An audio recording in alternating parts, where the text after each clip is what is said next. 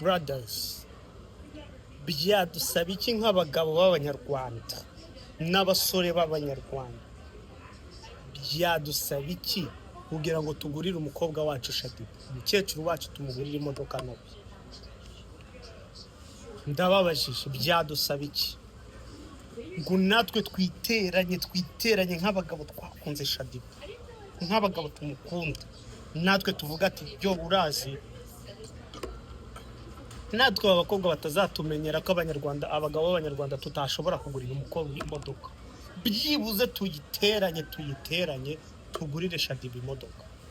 Nubwo ntavuze ko Shadiba atagira imodoka cyangwa atagira inzu, ntabyo nzi, ariko byadusaba iki mu maboko yacu nk'abagabo ngo natwe tuyimugurire mu izina ry'Imana, kubera ukuntu Shadiba abagabo tumukunda.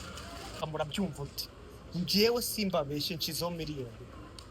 Niba namwe abagabo, niba muri tayari, mumbwire dukore groupe, mumbwire dukore website, dushyira amafaranga abagabo 200, abagabo 200 gusa, miliyoni ba Shadiba nawe tuwe tumugura imodoka nziza, none abe proud avuga ati n'abagabo b'abanyarwanda bayinguriye, none abagabo bose b'abanyarwanda bankunda.